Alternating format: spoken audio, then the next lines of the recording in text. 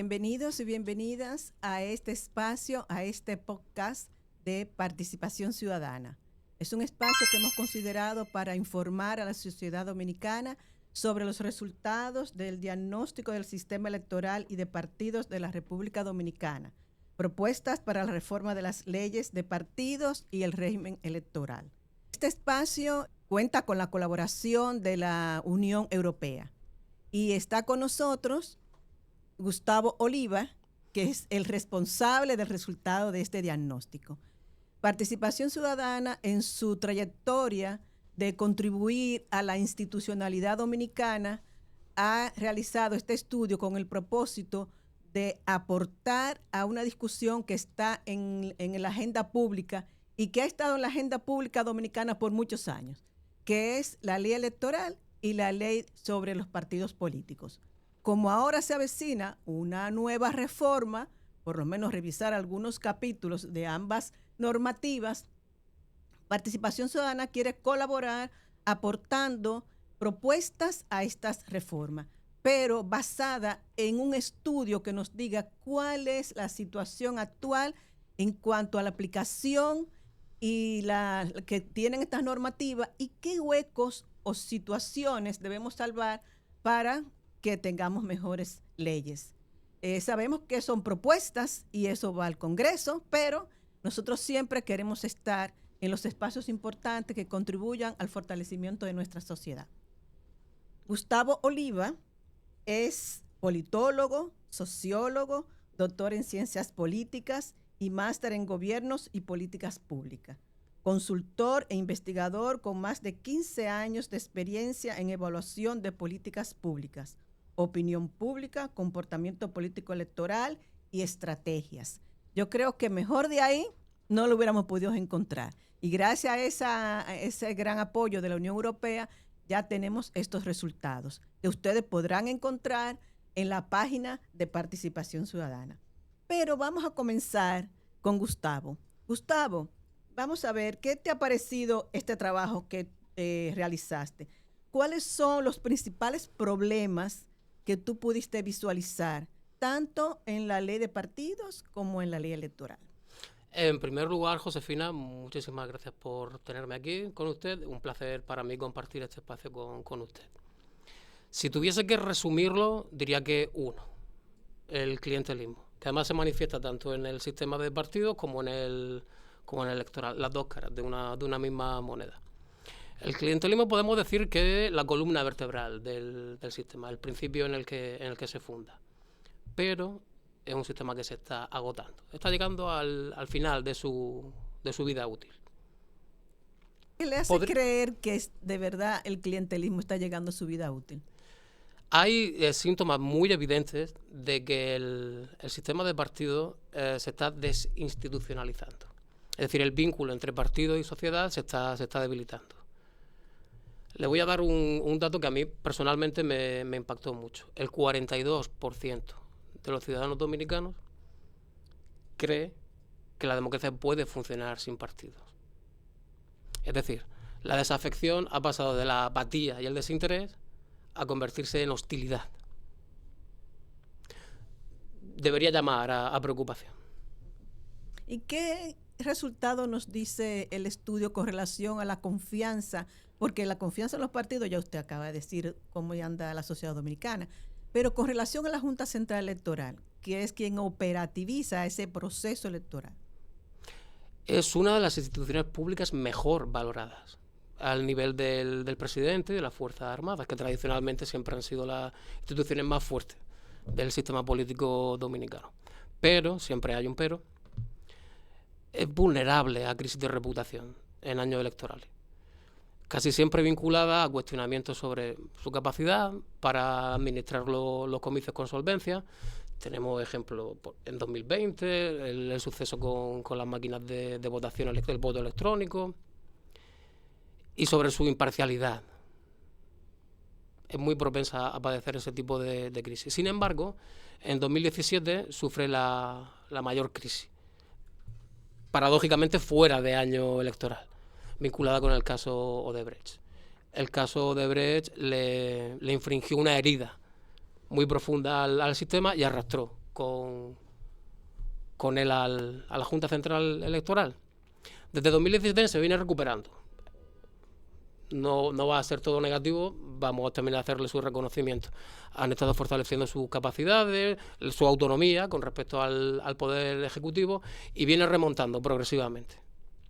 Todavía está lejos de los valores de 2015, 2016, cuando un 55% decían confiar algo o mucho en la Junta, pero están emprendiendo un buen camino. Una experiencia que en este proceso electoral del 2024 tuvimos en Participación Ciudadana fue la rapidez con que la Junta Central Electoral dio los resultados, que ese era uno de los nudos que se daban anteriormente. La tardanza en dar los resultados. Y en esa tardanza, bueno, la historia no deja mentir, pues hubo muchos cambios, muchos trucos, es decir, lamentablemente el fraude primó en ese tipo de situaciones. Pero en este año, o el año pasado, y también ocurrió en el 20, fue muy acertada la rapidez con que la Junta dio los resultados y además cómo los partidos aceptaron esos resultados. Es decir, hubo confianza en lo que el resultado de la Junta, así que vamos, en ese sentido, estamos caminando, ¿verdad? Pasos positivos, ¿verdad? Hacia lo que es nuestro régimen electoral y los partidos políticos. Totalmente de acuerdo con usted. Sí. ¿Y qué hallazgos le sorprendieron más sobre los funcionamientos de los partidos? ¿Qué cosa le sorprendió más? Hay varias cosas que me resultaron muy, muy impactantes. Podemos hablar de un par de ellas si usted quiere. Por ejemplo, por empezar con el financiamiento. República Dominicana es el país de América Latina que tiene un financiamiento privado más opaco, por debajo de Bolivia. Y me gusta mencionar el caso de Bolivia porque es muy ilustrativo de la situación de Dominicana. Usted sabrá que en Bolivia el MAS, el movimiento hacia el socialismo, es el partido dominante desde hace décadas. En 2008 eliminaron todo financiamiento público y que el núcleo duro del partido es un sindicato de cocaleros, de agricultores de hoja de cocaína. Como se podrá imaginar, la hoja de coca no tiene muchas salidas comerciales. Los compradores son poquitos y sabemos a lo que se dedican. Dominicana puntúa más bajo que Bolivia. Fue un dato que me sorprendió mucho. Otro dato que me impactó, la cantidad de micropartidos satélites que tiene el sistema público dominicano. 33 partidos, de los cuales 26 no llegan al 1% del voto válido emitido a nivel nacional, pero aún así siguen recibiendo financiamiento. ¿Y qué le hace pensar a usted por qué ese crecimiento de partidos, que aun cuando no llegan, ¿verdad?, a tener una representación significativa en la población y con resultados electorales, se mantienen? ¿Qué buscan esos partidos realmente? Son parte del sistema clientelar. Son partidos vacíos que no representan ningún interés social particular, ningún interés territorial particular, pero se representan a sí mismos. Su función es básicamente negociar con el partido dominante de turno, no importa si es PLD, no importa si es PRM, no importa si es Fuerza del Pueblo, negociar posiciones que les permitan acceder a los recursos estatales. Muy bien. ¿Cómo afecta la sobrerepresentación de la Cámara de Diputados? ¿Qué usted quiere decir cuando habla de la sobrerepresentación? Los sistemas electorales no son ingenuos. Tienen un diseño muy específico que persigue un resultado específico. En el caso del sistema electoral dominicano, que es básicamente una combinación de circunscripciones muy pequeñas con la fórmula DONT, persigue crear resultados bipartidistas. Básicamente se crea una bonificación mayoritaria para la lista más votada que la sobrerepresenta en detrimento de la infra o la subrepresentación del resto de fuerzas. Es decir, obtienen más escaños en proporción a sus votos, arrebatándoselos al resto. Tiene dos consecuencias, básicamente. En estas últimas elecciones lo pudimos ver que había 3 partidos, una competición multipartidista, pero el sistema, al ser bipartidista, a la tercera la sanciona muy fuerte. Un dato, la lista del PRM obtuvieron un 60% del voto y un 77% de los escaños en el Congreso. El PLD obtuvo un 16% del voto y el 7% de los escaños en el Congreso. Eso podríamos decir que son los efectos mecánicos del sistema. Pero luego hay otro efecto que es igual o incluso más perverso, que es el efecto psicológico que crea en el votante. Cuando yo tengo una preferencia, pero sé que ese diputado, ese partido, no va a conseguir representación en mi circunscripción, tengo dos opciones. O votar a una segunda opción o quedarme en casa. En la jerga técnica se le llama sentimiento de ineficacia política. La gente tiene la sensación de que su voto no sirve, de que son incapaces de afectar los resultados precisamente por el efecto del sistema electoral. Y conduce, como les decía, a dos alternativas. O le voto al que sé que me va a producir una recompensa económica, que me va a conseguir un empleíto, que me va a dar una tarjeta, o me quedo en casa, porque entiendo que no hay ninguna alternativa que sea deseable. O votar, como muchas veces escuchamos en nuestro país, por el que va a ganar. Lo llaman el voto útil o estratégico. Bien. En nuestro país se han hecho muchas reformas electorales y estamos de nuevo, ¿verdad?, en esa agenda de reformas. Pero ¿por qué se han hecho tantas reformas que se supone para mejorar el funcionamiento de ambos sistemas, tanto el político como el electoral? ¿Por qué no se terminan de resolver los problemas?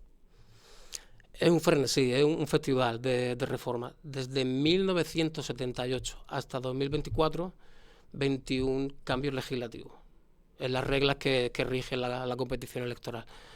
Salimos a un promedio de una cada 2 años.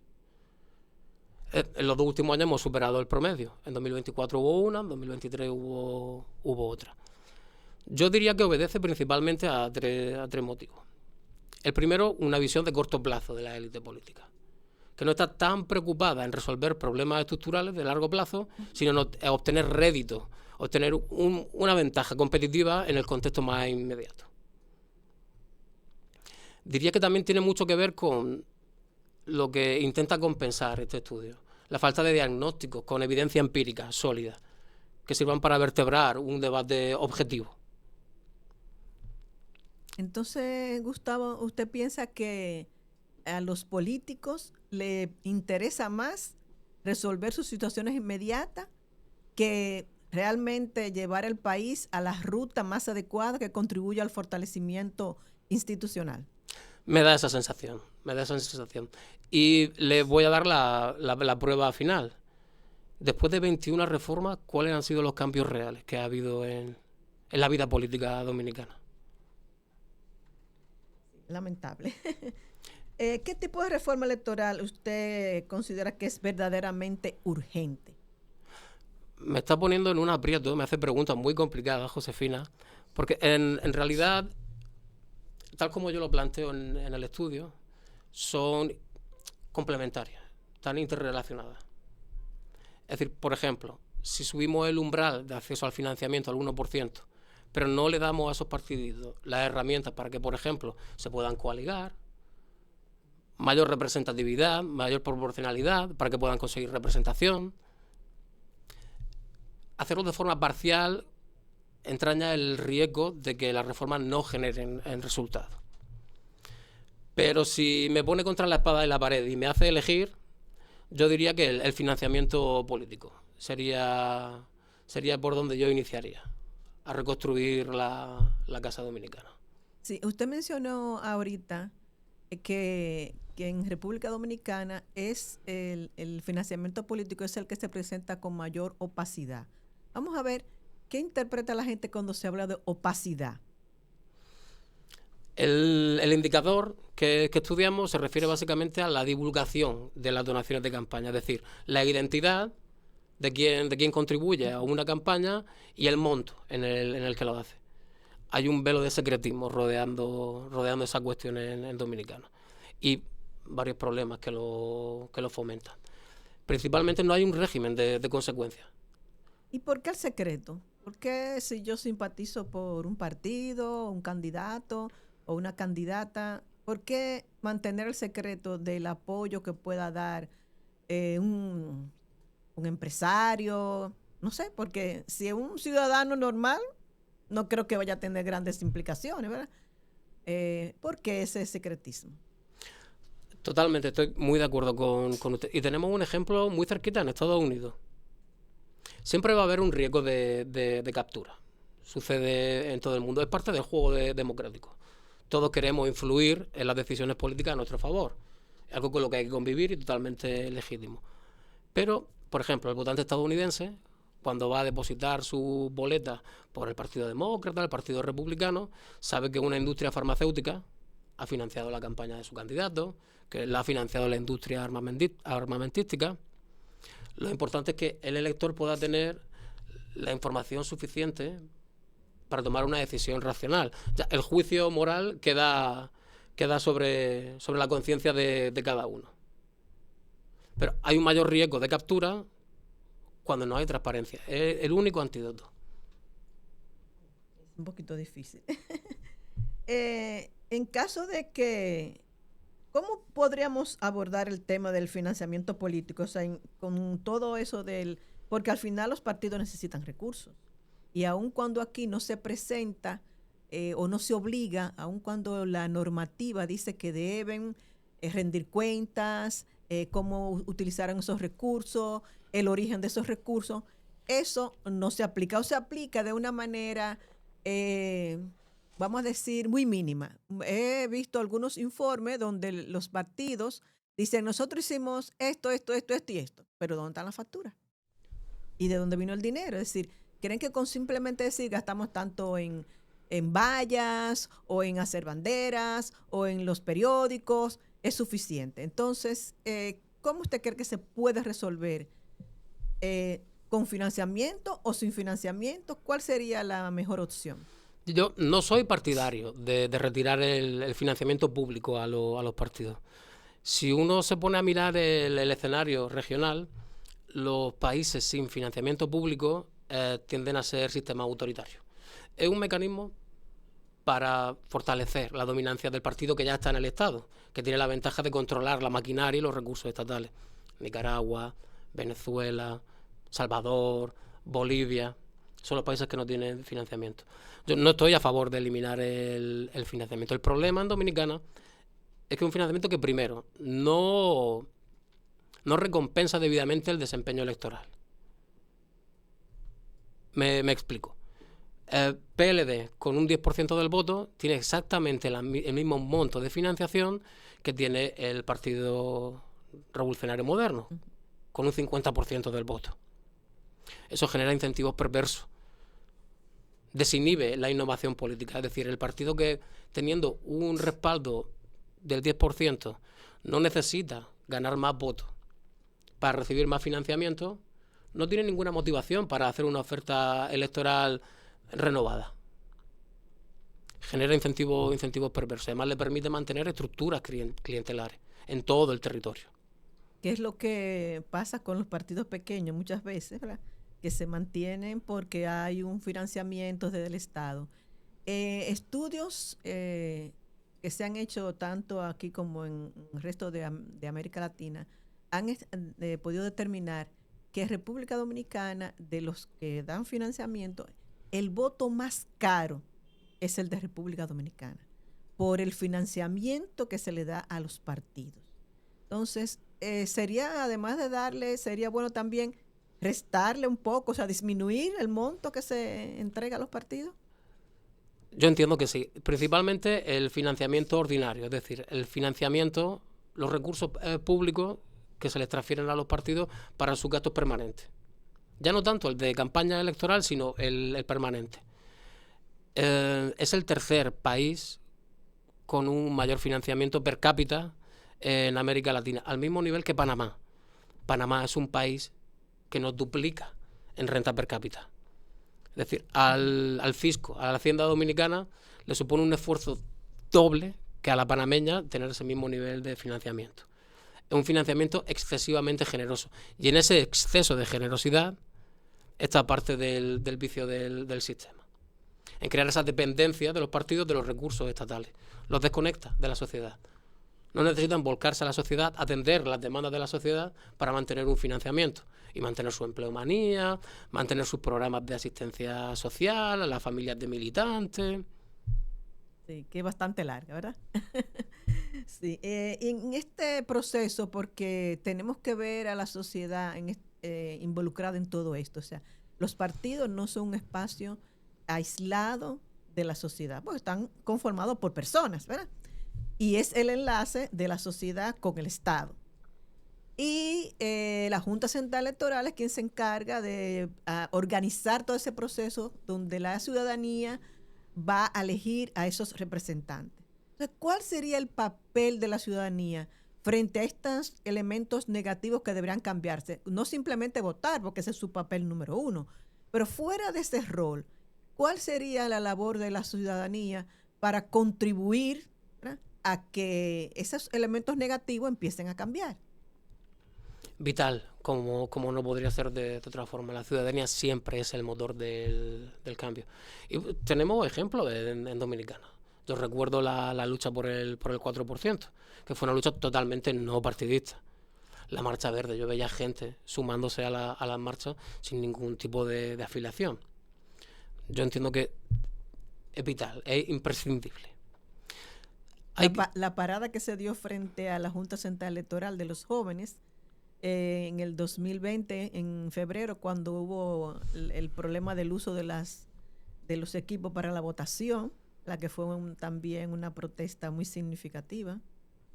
Y tuvo efecto. Tenemos que dejar de romantizar un poquito la política. El trabajo de los políticos es llegar al poder y mantenerlo. Para ellos llegar al poder y mantenerlo, tienen que atender las demandas de la gente. Claro, la gente tiene que sentirse satisfecha. Sí, por eso muchas veces se da ese movimiento de un partido a otro, incluso los mismos partidos pequeños, ahora apoyo a fulano y después en la anterior estaba con el otro y en el siguiente voy a ver con quién voy, ¿verdad? Yo en el informe lo llamo lealtades estratégicas, pero en realidad debe ser un mercenario de la política. Sí. Si República Dominicana tuviera que priorizar una sola reforma por situaciones que no vale el caso mencionar, que puedan ser diversas, ¿verdad?, ¿cuál usted cree que sería la más importante? Me voy a reiterar lo que le comentaba antes. Yo creo que el financiamiento es una de las raíces de los problemas que sufre hoy en día y es la forma de crear incentivos más poderosos. Recompensar o castigar con recursos un comportamiento es la mejor forma de moldear el comportamiento. Yo priorizaría la reforma del financiamiento político, más en concreto la del financiamiento ordinario o el permanente. Y bueno, usted dice, y claro, hacer más asertivo en las sanciones, porque ese es un punto débil también que tenemos desde la Junta Central Electoral, que aun cuando hay sanciones definidas, no siempre se aplican. No siempre se aplican. Entonces, ese es un punto débil también, que va un poco acompañado también con el financiamiento, porque como usted dice, el dinero es lo que más duele, ¿verdad?, al momento de castigar a la gente. Bueno, ¿qué pasaría si no hacemos nada? Si no hacemos ninguna reforma y dejamos las cosas como están porque no logramos ponernos de acuerdo. Aquí muchas veces los políticos en el Congreso, cuando se está discutiendo una ley y al final, bueno, lograron hacer la ley, pero dicen, esta es la ley posible, no la que debió ser, sino porque como no logramos en todas estas discusiones acuerdos que pudieran complacer a todo el mundo, ¿verdad? Entonces, esta es la ley posible. ¿Qué usted opina sobre eso? O sea, si no podemos hacer nada, entonces, ¿qué pasaría? Yo no tengo una bola de cristal y no quiero ser alarmista. Pero, como ya le comentaba, el mismo error lo puede cometer una cantidad limitada de ocasiones. Como le comentaba, estamos entrando en un proceso inicial de desinstitucionalización del sistema de partidos. Una desconexión, le comentaba antes, de lo prescindible y la hostilidad, los sentimientos negativos que tiene una gran parte de la ciudadanía hacia los partidos, y no es reversible sin una reforma. Si se decide sostenerlo en el tiempo, en el medio plazo, lo más probable es que el sistema dominicano entre en crisis. El dato que antes le comentaba, del 42% de personas que dicen que la democracia podría funcionar perfectamente sin partido. Es el caldo de cultivo propicio, el terreno más fértil para el populismo. Bueno, usted sabe que ahora está, ese es uno de los temas que está muy en la agenda pública, y es las candidaturas independientes y cómo ha ido ganando un poco de espacio, pero también resistencia en los partidos, porque en cierta medida, como usted acaba de decir, esas candidaturas independientes podrían poner en riesgo el acercamiento de la población a esos partidos o la aceptación, ¿verdad? Porque los candidatos o candidatas independientes tienen menos posibilidades, ¿verdad?, de tener ese control, ese dominio.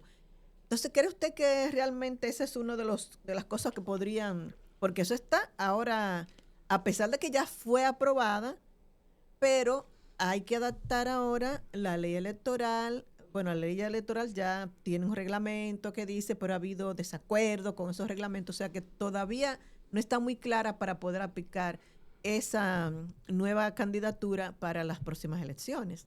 Entonces, ¿qué usted opina de eso? Creo que en parte la polémica está mal fundamentada, está mal orientada. Los candidatos independientes no van a venir a romper el sistema. El sistema ya se está resquebrajando por sí mismo. Y si en el Congreso deciden bloquear totalmente la ley, no aprobarla, no es necesario que sea un candidato independiente. Es decir, tenemos muchos ejemplos en América Latina. Milei en Argentina, en Salvador, Bolsonaro en Brasil. Son outsiders que vienen de fuera del sistema político, pero que se arman su partido igual. Uh-huh. Es decir, bloquear a los candidatos independientes no va a asegurar que en realidad es la queja de los partidos, amenazan su estatus dentro del sistema. Yo entiendo que si es bien manejado y regulado con rigurosidad, evidentemente no se le va a abrir la puerta a los candidatos independientes para que tienen que cumplir una serie de requisitos estrictos. Claro. Pero las candidaturas independientes pueden ayudar a regenerar el sistema. Primero, canalizando esa desafección que hay por la política en Dominicana, que se hace cada vez más evidente. En la última elección participó menos de un 55% de la población. Para unas municipales sería una buena marca, pero son unas elecciones generales en las que se elige al presidente. Una participación muy bajita, muy preocupante, diría yo. Los candidatos independientes pueden canalizar esa desafección y además incentivar a los partidos a que de verdad empiecen a competir con otras estrategias que no sean clientelistas. Que empiecen a ganarse el favor de la gente con programas, con ideas, con propuestas. Usted sabe que ese es uno de los puntos débiles que tenemos en lo que ha sido la trayectoria del sistema político dominicano. Mientras antes los que se discutían eran las propuestas, o sea, qué presenta o qué dice ese candidato, esa candidata que puede ayudar a contribuir a resolver el problema tal cual. Ya ni siquiera la ciudadanía a veces ni pregunta por las propuestas. Es decir, no hay que preocuparse por eso. Yo lo resuelvo todo, pero todo, ¿qué es todo? Y para quien nos vean, el sistema clientelista, el de intercambio de respaldo electoral o apoyo a cambio de recompensa económica, vamos a hablar claro. Yo le comentaba antes que está llegando a su final de vida útil. Ha sido de mucha utilidad durante estos últimos 30 años. Vamos a reconocerle también su mérito para despedirnos de él. Sería un bonito gesto. Ha creado mucha estabilidad política. Pero ya la sociedad de hoy no es igual que la sociedad de hace 30 años. Desarrollo económico ha hecho que la clase media se expanda. Cada vez hay más población, mejor educada, más autónoma económicamente, con mejores ingresos, que no necesita una fundita. Cada vez más difícil comprar el voto a la gente, por eso la gente se está quedando en casa. Porque ante ninguna opción que le resulte potable, que le resulte bebible, deciden quedarse en casa. Y no se va a detener ahí. Si el problema se enquista y no se toman medidas, va a seguir alimentándose y creciendo. Así es. Bueno, y ojalá que no sea esto, no nos lleve a repetir los errores, ¿verdad? porque si no cambiamos, dice, si queremos ver las cosas diferentes, no podemos seguir haciendo lo mismo para lograr cosas diferentes. Entonces, si nos quedamos haciendo lo mismo, vamos a mantener los mismos errores. Bien. Bueno, Gustavo, muchas gracias por participar aquí. Estamos encantados de tu intervención. Nos parece un estudio muy interesante. Te agradecemos que haya decidido apoyarnos en eso, y también agradecemos mucho a la Unión Europea que nos permitió llevar a cabo este proceso, y a la ciudadanía en sentido general les recordamos que Participación Ciudadana, en su página pciudadana.org, buscar en el área de publicaciones y podrán encontrar in extenso el estudio de lo que hoy estuvimos hablando. Gracias por estar con nosotros.